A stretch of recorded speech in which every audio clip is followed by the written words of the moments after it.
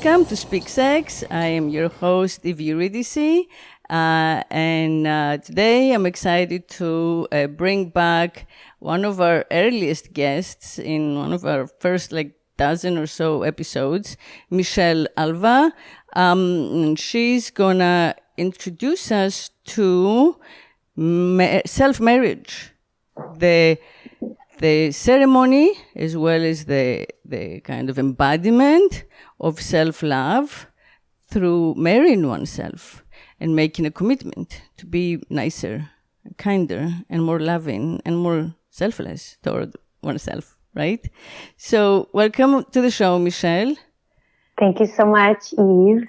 Michelle is the founder of the Michelle Alva method, and she has spent 23 years something studying and practicing different healing and wellness modalities that unite ancient healing and scientific practices to find effective and easy and quick ways of reprogramming, basically reprogramming us away from our subconscious beliefs and learnings that we didn't choose, that our parents didn't choose when they passed them on to us, and reprogramming our neurolinguistic templates in ways that involve interdependence instead of codependency.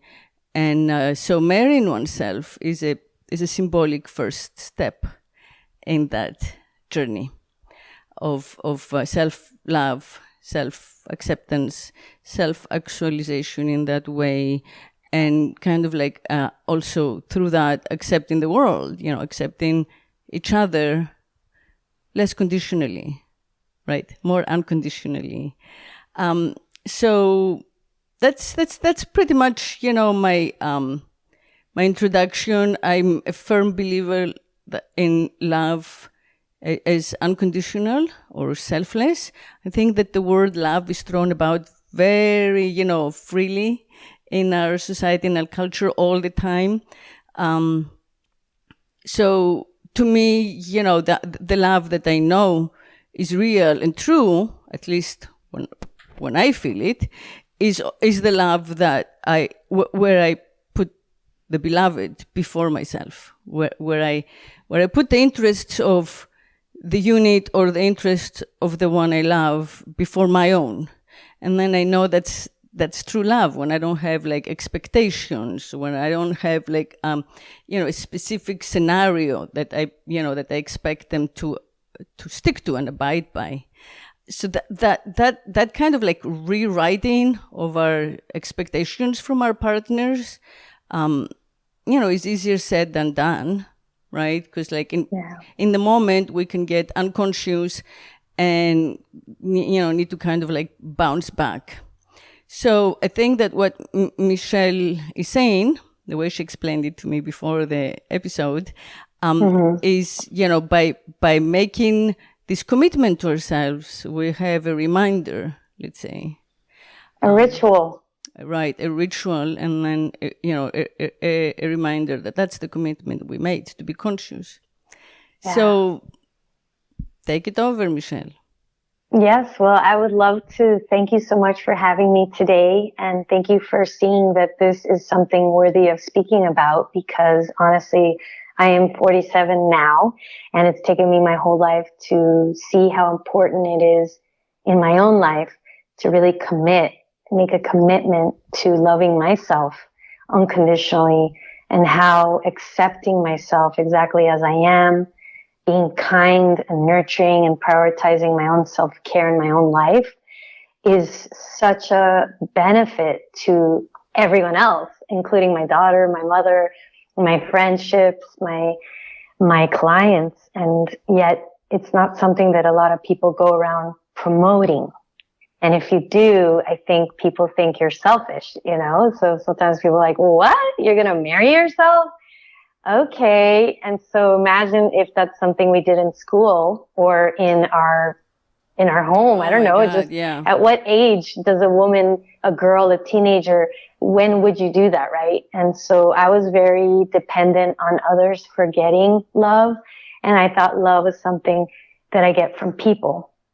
And so I know what it's like to live from an ego-based love where it's about manipulation. It's about acting as if you think someone will want you to be like that. And so today I feel so much more lighter and just freer in my body, where I can just exude the energy of love and allow my soul to shine through and my authentic self. And whoever wants to be a part of that, awesome. And I'm no longer looking to see, is someone going to like me? Or it's a different love where it's from the inside out, and it feels more, I'm just fulfilled being, as opposed to I'm watching myself to be doing so that I can be loved. And this has health benefits too, because I feel great. And I think 10 years ago, I felt older and more tense and weighed down. And because I'm insourcing now my love rather than getting it from others, I feel more energized. I feel more inspired, more creative, more compassionate and loving. And I think I'm just more fun and overall to be with myself than before. And there was a lot of drama and trauma and heaviness in my past. And so it's been about realizing how we can really live freer in our bodies, lighter life. And it's just a different way of living, where I was actually very addicted to drama and suffering. And I thought I had to. And especially if anybody watches the news, there's a constant replay of pain and suffering and drama. And I recognize today that I think I'm a part of a movement in the world of heaven is on earth. We are love. And so it's not something we're getting from people. And so if anybody out there is in a relationship with someone and you want to change your partner, you don't like certain things that your husband does or your wife, that is not love. I'm just letting everybody know. You think you're in love, but that is not love. Love is, I love you exactly as you are. And, I'm going to share certain things that I'm not really that excited about that you do, but I'm so grateful that you're in my life. And whether you shift that or not, I love you just as much. And my love is not dependent on how you act or what you say or do. My love for you is consistent. And so I was with someone for 20 years of my life, my ex-husband, and I thought I was loving him, but I was loving him in a very toxic, codependent, abusive, emotionally way, where I would judge him, criticize him, analyze him, and not respect him. And so that was the way I was treating myself. My self-relationship was not very healthy, and I thought it was. I actually was very much unaware of how I was treating him the way that I treat myself. I didn't know these theories and philosophies back then. And so I would point the finger and nag my ex-husband and focus on him. And so today my focus is on owning my own, commanding my own energy, reflecting on my feelings and what arises in me, and being responsible for this. And this is all I can be, is responsible for my feelings, my thoughts, my actions, owning my sovereignty and really deciding from within me, my inner wisdom connection, soul connection, heart connection, how I wish to be. And then, of course, if I ever lash out or say something to someone, I own it. It's coming from inside me. So people are not making me something. I am in control of this, and this is all I can, to the best of my ability, I realize how much relationships are just projections of how we feel about ourselves. And so I've had to do a lot of forgiving myself and releasing this emotional pain that I think I was holding for so long as a child, childhood traumas. And so we learn from our parents, our primary caregivers, how to love based on how we are treated. And so a lot of children are treated conditionally, be a good girl, be quiet, don't be too loud, or else I'm not going to be nice to you. I mean, people don't say that, but our parents treat us in ways that sometimes is very conditional. Oh yeah, they said it. I mean, in my case, they said it. They hit me. My mom would hit me on the head like literally numerous times a day. Oh wow! Because I was, I wasn't like a lady. I was just not, or I was always reading and not participating to whatever she was trying to tell me to do around the house or do with her or for her. And so she took that as, I guess, disobedience, disrespect. There was not even a concept, in that generation that they might like respect the child for who the child is born to be. It's like, you gotta be like us, and how are you gonna, get married and find a man if you like don't know how to cook and you don't make your bed and you don't do housework or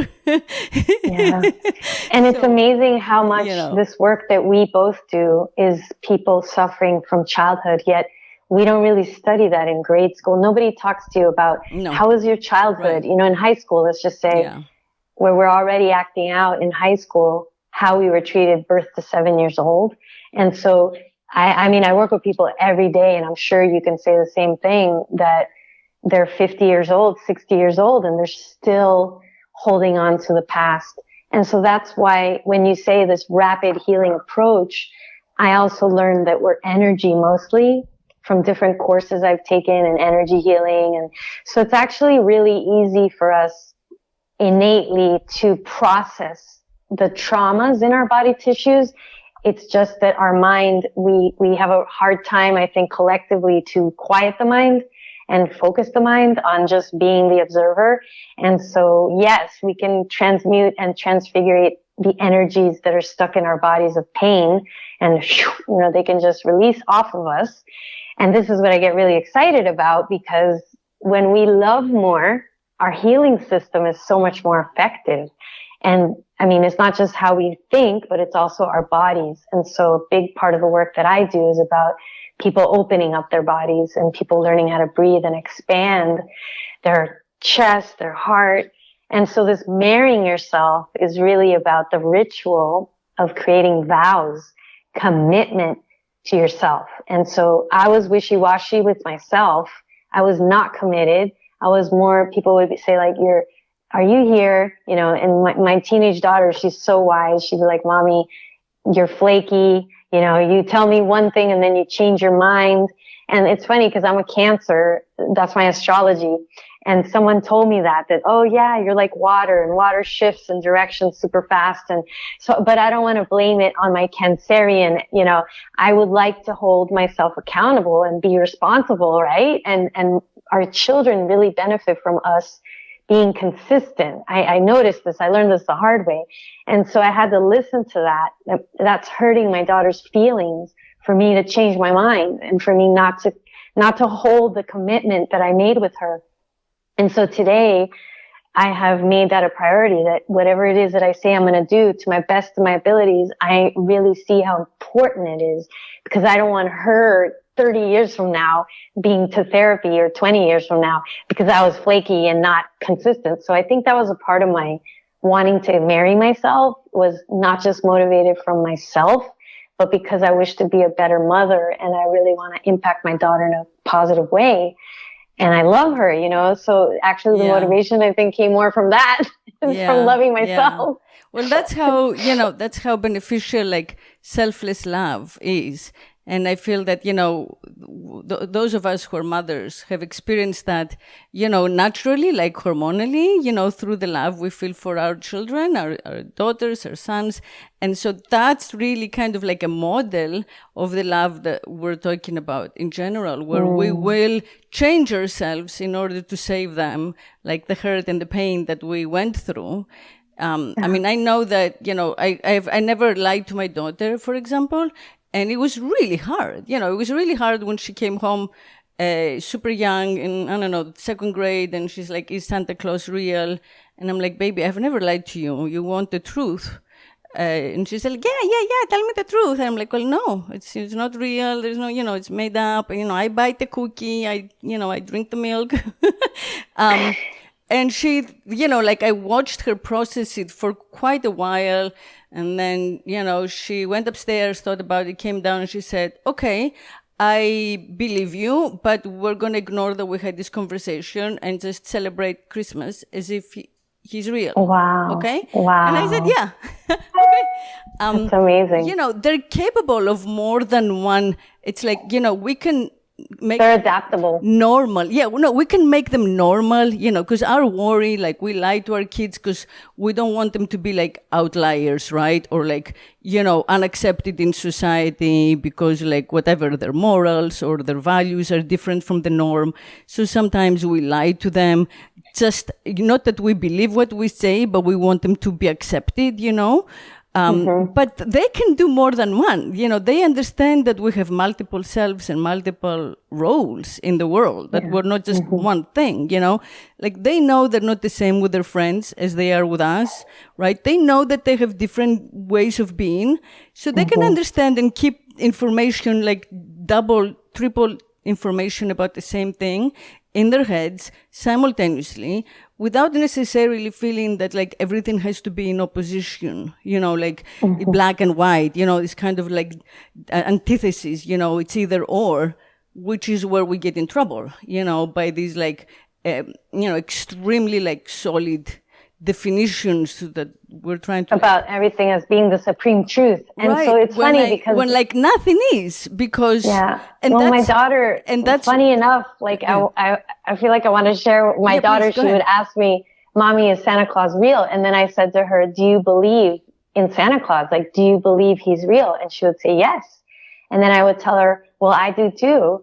And I said to her, and some people don't. And, I had her, we went actually to Shabbat, and I was singing for a Jewish with a Jewish orchestra, which I'm not even Jewish, but I was singing with them after my divorce, and they don't believe in Santa Claus. And so they don't receive the Christmas and all that stuff, and they do different rituals.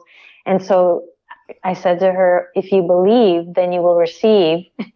And so she believed and she received every Christmas, getting the gifts. And then to this day, I just keep telling her, if you believe, then you will receive, about Santa Claus and the gifts at Christmas time. And so I think just 2 years ago, maybe when she was 12 or 11, we had a conversation where she goes, Mommy, I have a feeling that you are Santa Claus. So it was really cute because I never said no. And I never said yes. Yeah, I said you made it her choice. Yeah, which I think again, that's beautiful because the other little girl belief as a choice. She's Jewish. Instead of this is the only, the truth. Instead of that, you told her you can choose, and what you choose to believe in is your truth. But that kind of it does imply that you can make another choice. That's different from that's the way of the world, and that's what my parents told me, and that's what is right. So your way is inclusive, and that's, I think that's exactly, it makes sense. It's also, I feel that every movement, all the masters and, every faith basically started more or less, well, not every faith, every organized religion, but every faith, started more or less with what, you were saying, which is an acceptance of each other and an acceptance of life as it is, and of love. Just the, the hack, the solution is loving everybody the way they are and not accepting them, change them. Yeah. This is where I struggle with relationships. And yet, what happens is when we get organized in religion or other ways, then the only way to kind of control, to stay in an organized, hierarchical structure is to make these rules that are not the true teaching, that undo the teaching, So for example, everybody who doesn't believe what we believe is a heretic or, blaspheme, should be hanged or burned on the stake or whatever, all those extremes, wars.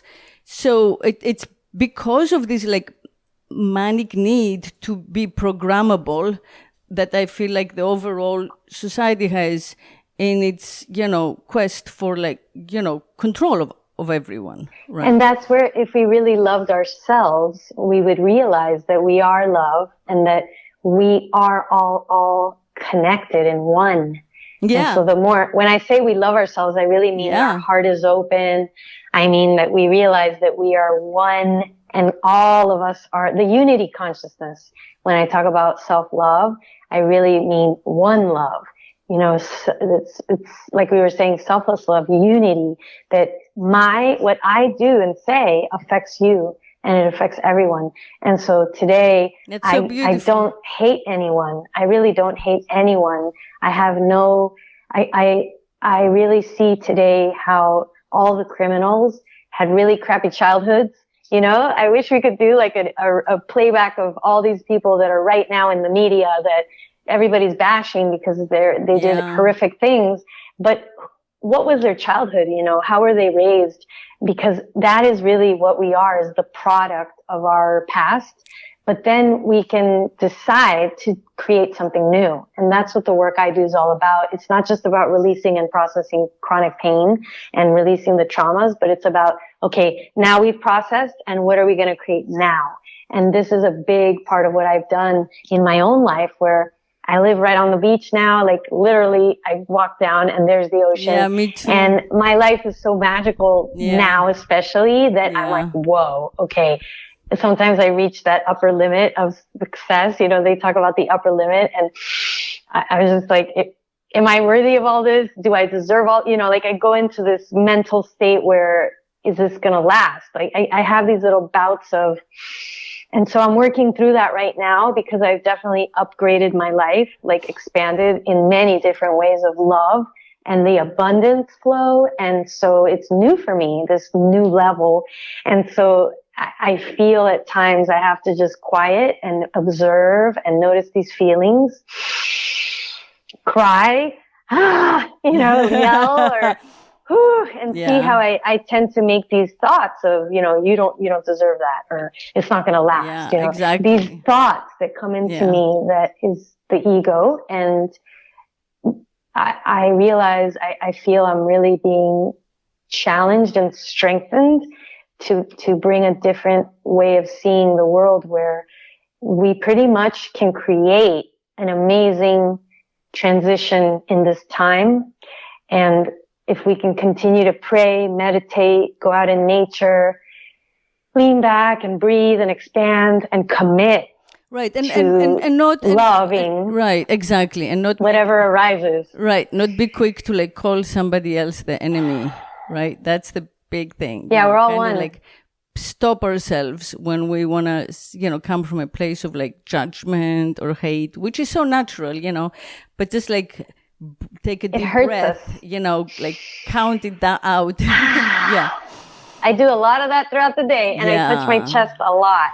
Yeah, and me too. So, yeah. And so I would love touching to share the heart for sure. You know, tapping the heart or tapping the head and then the heart. You know, it's kind of a way to slow down that learned reactivity, so we can, you know, be in touch with who we want to be. Yeah.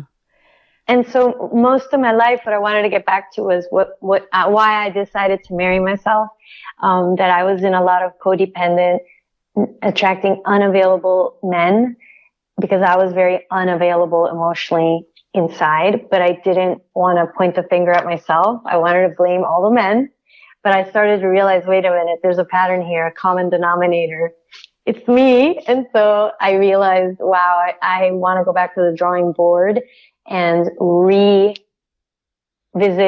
what's going on here of the past and clear away whatever unavailability I was creating in myself and really make myself a priority. And so last year around July, I went on a little 3-day retreat with myself. And one of the things that came up, I bought myself a ring, and it says love. This is the ring that I bought. And I looked in the mirror and I did some mirror work, and I was just telling myself, you're worthy. You know, you are a goddess.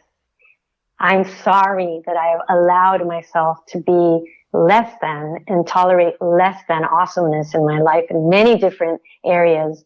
Worthiness, you know, holding on to judgment about myself. So I sort of told myself all these things in the mirror, And I just cried.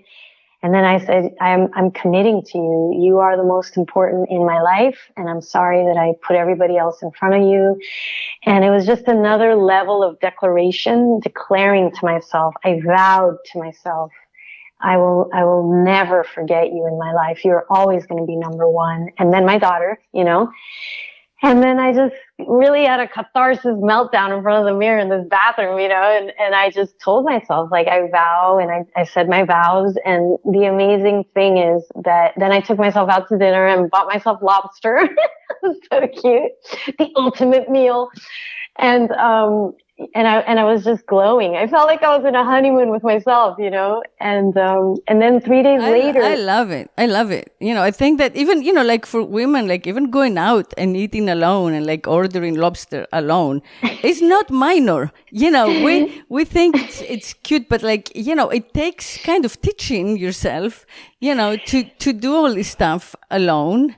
And I feel that, speaking also like suicidal prevention, kind of like committing to loving ourselves is a way to prevent not just, suicidal thoughts or feelings, but also like abusive relationships, toxic partners, narcissists who we are, perhaps refusing to kind of like see and face because we're so dependent on their approval and we are afraid that we can't totally me. Survive without them or lots of kind of roles in life that are just roles. It's important to be grateful. And like hats that we wear, but we think that like our importance and our value comes from that, like, oh my God. I totally thought if I lose my job, like who will I be in the world or something. Oh my gosh. Yeah.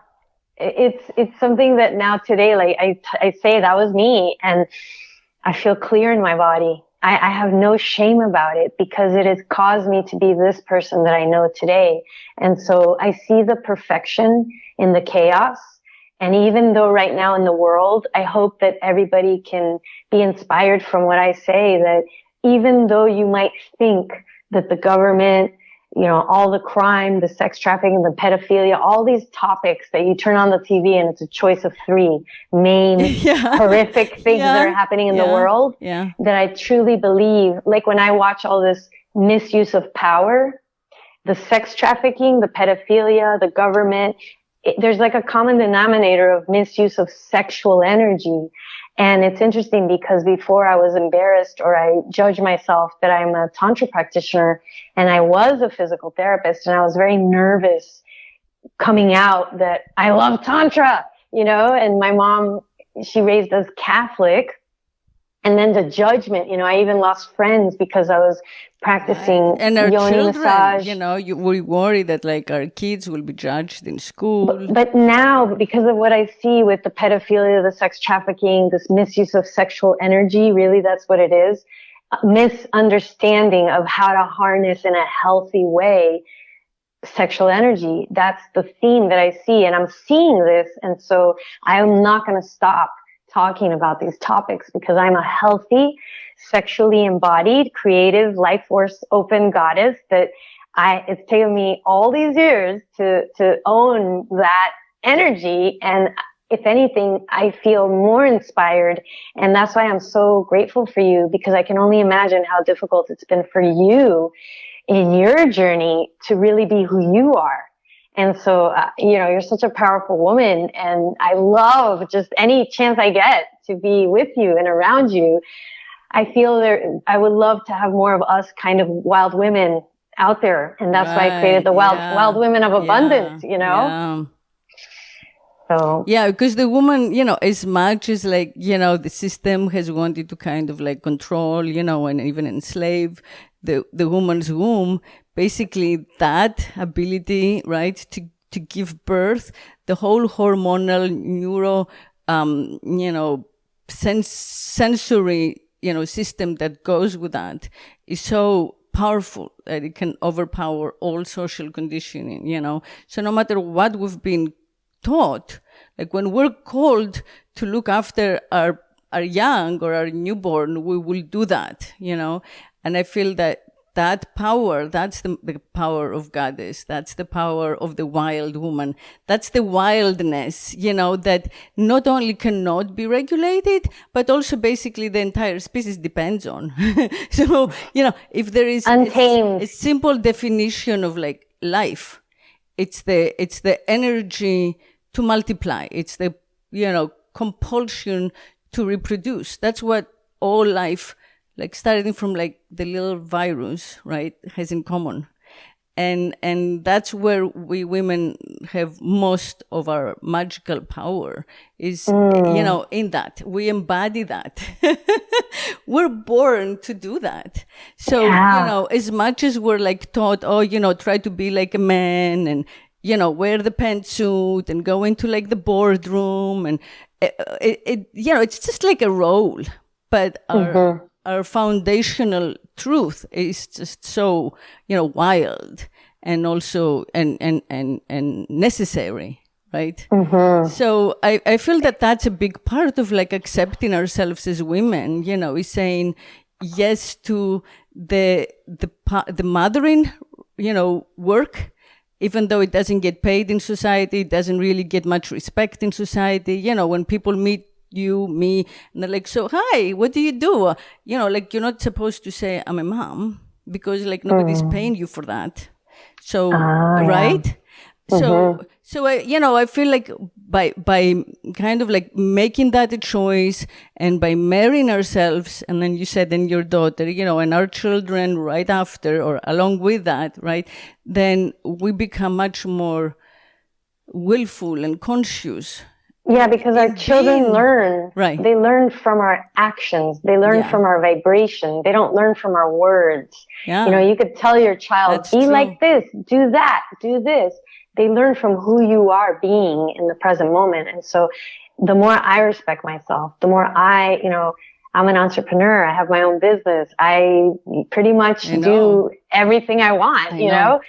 And my daughter, if anything, I feel she is a more empowered teenager. She's a leader. She's the one people go to. She's very strong, and she won't let you mess with her. Like when I was 14, nice. I allowed a teenager to have his way with me. My daughter would never tolerate that. And so I am super grateful that whatever I have done, and her dad's awesome too, we have had an impact on her already. And I know that she will be fine no matter what. If I'm not there anymore, she's going to be amazing already. I already see how much of a leader she is and how she thinks for herself. Right. And I love that. That to me is just makes me so happy. Yeah, exactly. Yeah. I know people, I remember the old saying, do as I say, not as I do. And it's like, well, that's wishful thinking. It doesn't matter what you say. It's what you do. That's like the modeling that goes on, The subconscious mind, we learn from what we see. Yeah. The visual. Yeah. We learn so what powerful. we see embodied and practiced. Yeah. So, you're also, I know that you do hypnotism and tantra, but you're also a minister, right? A certified minister. Well, that's what I wanted to finish telling the story. That oddly enough, 3 days after my self-love ritual, this ceremony I had with myself, one of my closest friends texted me while I was actually on my way back home from my retreat.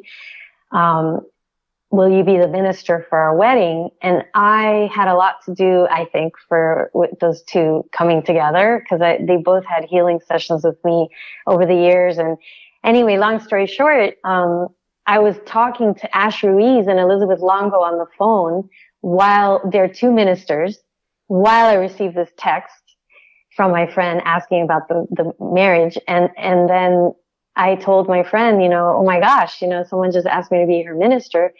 And I said, I'll make sure to give her your number. And he said to me, well, wait a minute. Your friend's asking you, Michelle. So you better listen to that. And I was like, what? Because I'm not in a relationship romantically. So I kind of assumed if you're a minister, at least, I don't know why I had this idea that you should be married or be what you're gonna. And so anyway, he told me what I needed to do to become a minister. And I think a week later was their wedding, or maybe 2 weeks later. And I So sure enough how do you become a minister minister? their wedding. You just go online. You go online and of course read up on wedding vows and rituals and learn all you can about it. But it's not a certification. It's not anything that you have to go to school for. Wow. And so pretty much you can just go online and get the certificate. That's and great. So I prayed a lot about it and I looked up vows, and the whole thing was really magical because I got to do it my way. So I played the drum, and they love sound healing, and I got to play my crystal bowl, and I think I even burned sage. And so it was a very shamanic wedding ritual. And I just felt so much love. You know, I think my heart just burst because this is a really magical couple. The two of them, they really do love. They are love and they love each other, and just the way that they were brought together, it was like everything was against them coming together, if you look at it like that. But love, when there's love, it doesn't matter what the conditions are, it's going to happen. And when you talk about the force of creation, love is the force of creation. That's right. And so and when there's really same, love like, there, faith. Yeah. Love is so powerful. That's why I feel when couples really love from a healthy place, I mean, I don't want to generalize it, but the pregnancy is really easy when two people are really in love, like healthy love.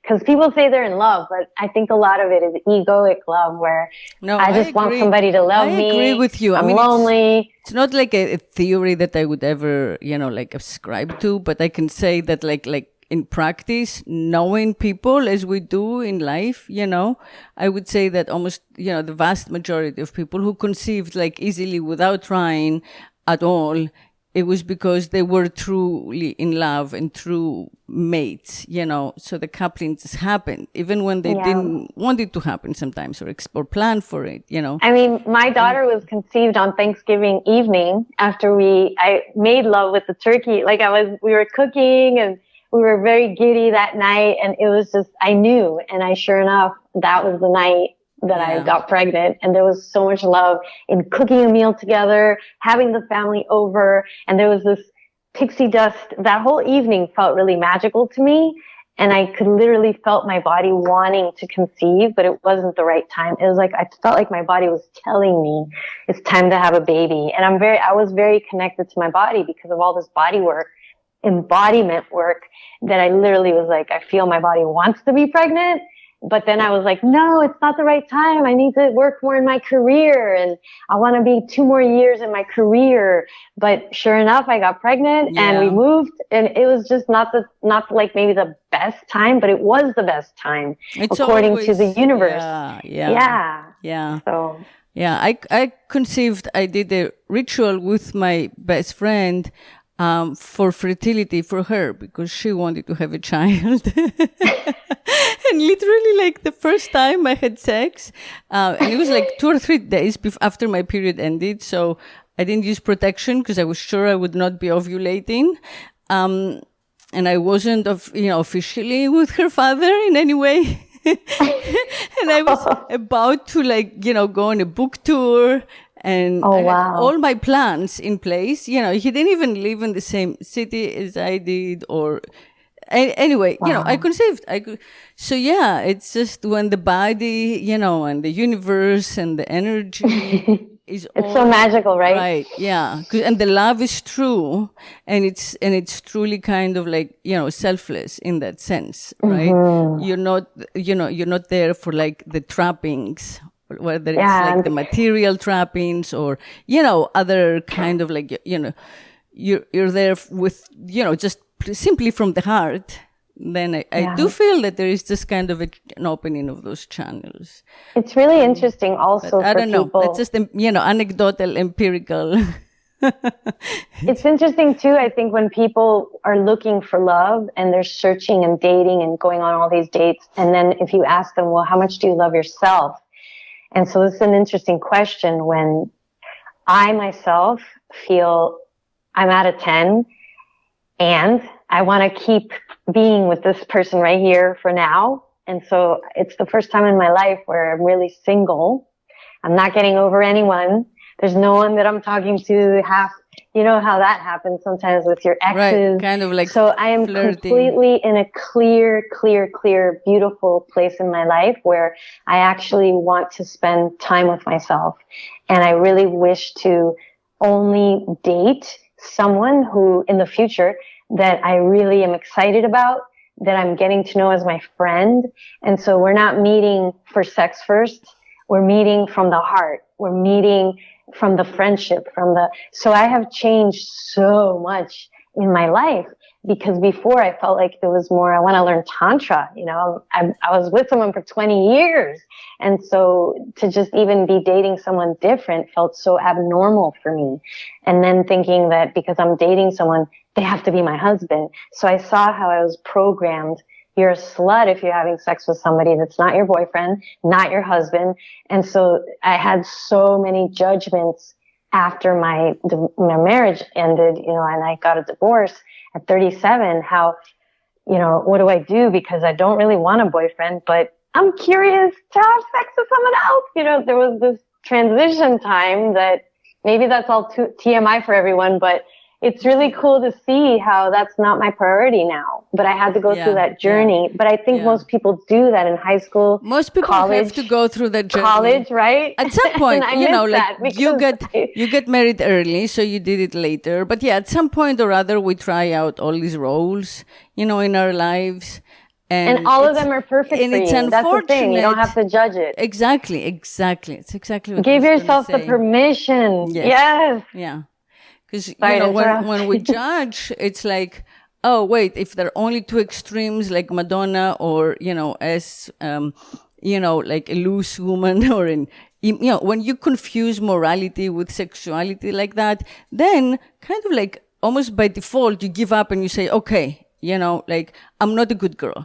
I'm not a Madonna. Therefore, I am the other extreme. Therefore, I'm just gonna kind of like self-identify as, having sex indiscriminately and living just for the moment and the pleasure, because that's all I'm capable of. We're always limiting ourselves by these kind of like oppositions, so just kind of like figuring out that you go through these stages and you'll go through more stages, and who you're now will keep changing, I feel that that's super healthy. If I could do it all over again, I wish I would have said, Michelle, of course you're feeling this way. You're with someone for 20 years. Of course you're feeling this way. Don't be so hard on yourself. What are you curious to explore? What would you like to explore? Right. And then to actually listen to that. Because if anything, I feel like I was blocking. And I actually had a boyfriend. I met someone really very quickly after that wanted to be my boyfriend. And that was like a trigger for me, because I was like, I was just with him for 20 years and he was really amazing, this person that I met. And I was like, all right, I'll be your girlfriend. I'll commit. And so I committed to him, but I did not commit to myself. I was not committed to me, because to tell him the truth would have been, you're really amazing. I just had a divorce. I am not in the place to be a committed partner for anyone. I really wish to be that for myself. If I could go back in time, I would have said that instead of saying yes to him and being fake. That was a fake lie, but I didn't know I was really lying consciously. I was doing my best to be the best girlfriend, but then I wound up being having a situation where I wanted to explore with somebody else and I lied. It was really terrible. And then I was like, am I polyamorous? And then, oh my God, if I'm polyamorous, then that's terrible. We don't do that in a Catholic upbringing. So then I was like, oh my God, am I polyamorous? And then realizing how I'm really monogamous, but I had to discover that because I didn't know what am I? Do I like to have two partners, or do I just want one partner? What if actually you go through phases where I've heard people say, I'm polyamorous right now. Right, you try. Exactly. You gotta try it out. And it's okay, but it wasn't okay for me, because you're supposed to get married. You're not even supposed to sleep with anyone. You have to get married if you're going to sleep with someone. That was the programming I had. I know, Angel. I know, my love. My dad, actually to this day, if I go to visit my parents, I would never bring a man, because we would not be allowed to have the same bedroom. It will not die. My parents will kind of like go to the next incarnation or whatever. Heaven. Hopefully they'll be in heaven. I'm so happy. I'm so happy we're talking about this, because I really haven't spoken about all this in really ever. How ingrained beliefs are. And so I would love to hear from people, comment down below, reach out to us. Yeah. Because we're here to support you in whatever you're feeling, and know that your feelings matter. You matter, your sexuality, all your things, whatever you want to explore is perfect for you. And hopefully what I've shared, people don't continue in that pattern. Know that there's resources, there's support for you. And, yeah, exactly, you can have clarity, and you can have freedom, and you can have love and be love, and it's all possible. Yeah. Hallelujah. Yes, please comment, participate. Share this video too, for sure. Let's share get the this word video. out. Freedom.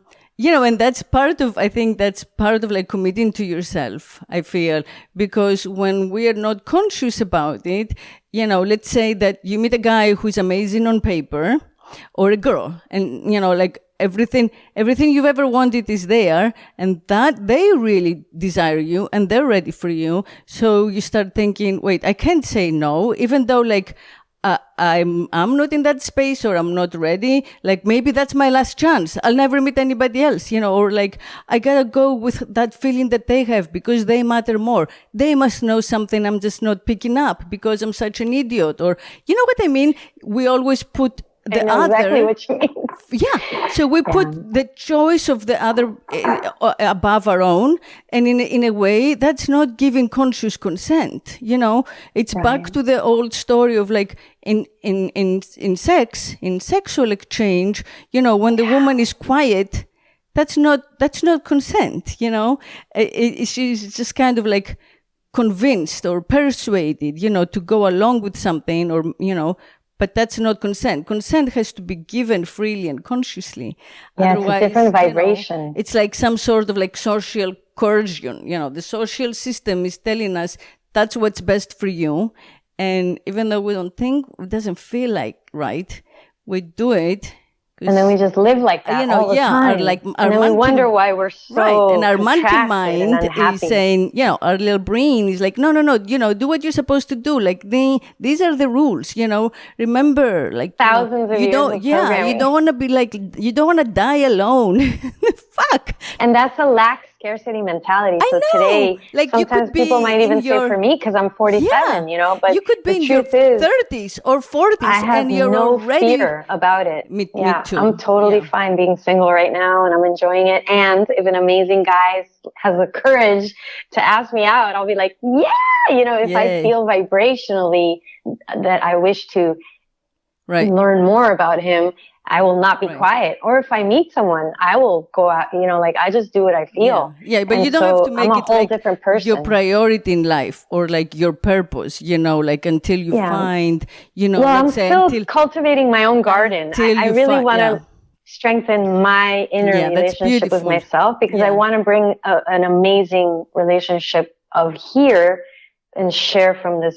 I'm just learning these things that I've shared right now. This is like, I'm strengthening it now. Literally, this year for me, I feel, has been all about that. And I'm so excited, because I know that this time of hibernating, cultivating, it's like the bamboo tree, how the roots grow for 5 years and then it just shoots up. I feel I am a bamboo in a way and I know the universe has something beautiful for me, because my life is magical. And so I believe in abundance. I believe in the goodness of the world. And I'll let you know when I do meet that person. We'll have to do another interview. We'll do like a sacred union interview. Yeah. But part of it is, I think it's very important to not define ourselves as someone in need, but define ourselves as someone in self-completion. If you can just feel that, I am complete. I am complete here. That doesn't mean you don't want to be with someone else. It just means that it's not like what we pursue or dream or hope for, that all of our energy is not focused like on the outside, which is kind of like giving away our truth and our power of consent, our own judgment, our voice. If you're so dependent on getting some, reward or approval from outside, then you're kind of giving up your own voice. You're giving up your consent, Totally. You're not gonna know the ride or die person. That's the other myth, I think, we get from the movies and even our children, storybooks, It's not something that you're gonna meet this person and then that's it and we're done. It takes time and patience and work and that commitment, So yeah, it's better. I think that's why that's one of the most to take time and marry yourself first. Yes. Well, I'm practicing now so that when I am with that person, it's going to be so much more easier to show up for them because I have already learned how to show up for myself. Right. And so I think I'll have an even more easier transition into that because I will know how to really listen to myself. And it's going to be more fun because it's not really fun when you have someone that just wants to do everything you want to do and that has no self governance, It's not really fun to just pull someone around. Right. I would like to be with someone who has their own likes and dislikes and we can listen to each other's differences and love it. And I think that's more exciting than someone that just does everything you want. Right, exactly. Or conversely, if you're just in a place of service and you're there to just enhance their lives and support them and, do what they want, basically, sooner or later, and it could be 10 years down the road, but at some point, your little self is going to know it and resent it. You're going to resent it. So even if you chose it, you're just going to feel trapped, So true. So anyway, I chose a ring and I would like you to awesome. Officiate. And I will, I love it. And I will marry myself. So I bought myself this ring. It's a me and Ro ring, and it says Namaste. Aww. And yeah, I don't know if you can see it. Anyway, so what do I do? Okay, so is there any way to put the microphone down, or you have to keep it up like that? I think I can be heard. I don't know how well. Okay, well, I guess you can. Okay, so I need both hands. Yeah, so you can just hold the microphone for now, actually. Okay. And just take a moment to close your eyes and take a deep breath in. Okay. And just coming into your body right now. Yeah, you could put and feeling connected to your body right now, just taking a deep breath in. I'm feeling so grateful for your precious heart and your precious soul and feeling the sacred space that we're opening up here for this beautiful ritual for you right now. And you can say to yourself, I vow to take you as you are. I vow to take you as you are. Loving who you are now. Loving who you are now. And who you are yet to become. And who you are yet to become. I love you and have faith in your love for me. I love you and I have faith in your love for me. Through all our years together, in this lifetime and beyond. Through all our years together in this lifetime and beyond. And then a circle has no beginning and no end and is therefore a symbol of infinity. It is endless, eternal, just the way the love you share within yourself. Love freely given has no beginning and no end. And no receiver, for each is the giver and each is the receiver. So may this ring be a symbol of the vows you take today. And you can say, I promise to be true and honest with myself.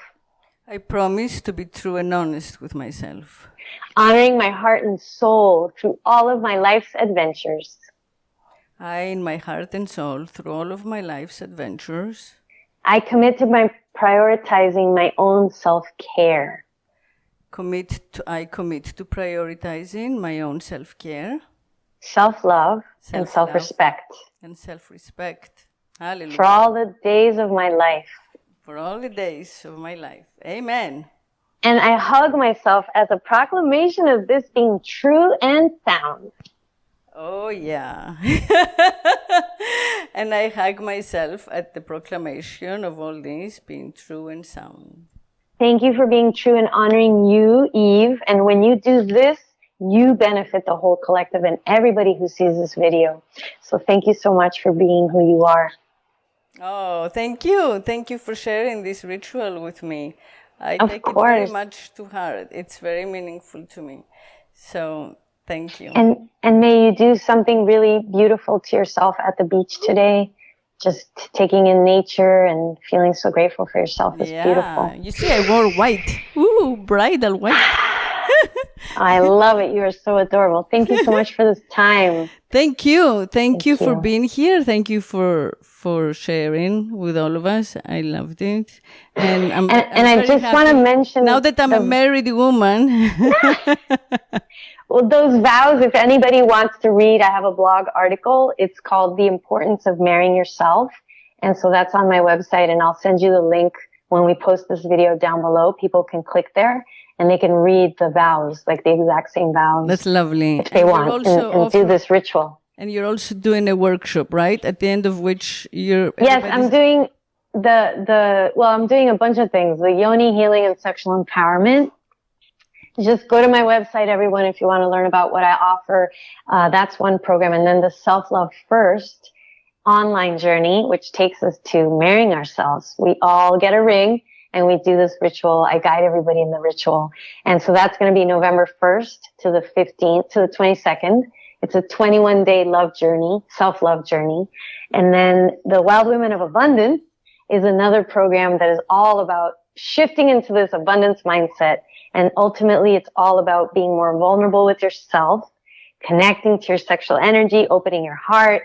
And so a lot of it is about embodying the mindset and the body vibration of abundance, that there's always more than enough for you. And so the ladies that think that they're losing someone when they break up or getting a divorce or a loss, if you feel that you have a loss, that is a scarcity mentality, scarcity mindset, when in reality, we're always being upgraded. We're always. Or the other way, where like if you've been hurt, you come from a place of like, oh, if I fall in love, I will lose myself. So I can't afford to do that, and then you equate like romance to loss, and you're afraid of commitment, right? Commitment phobic. So both, like, love is gain. And, love is gain. I love that. Right?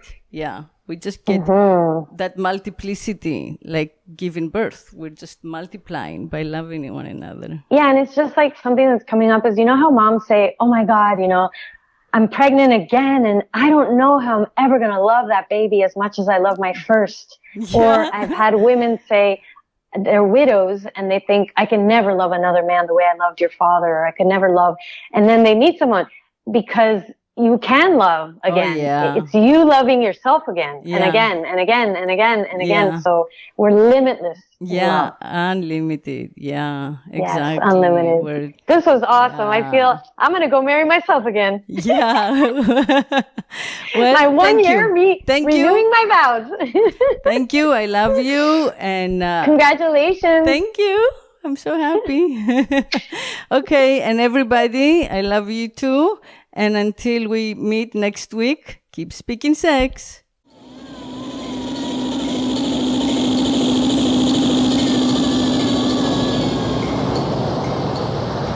If I could make love incessantly, I would be God.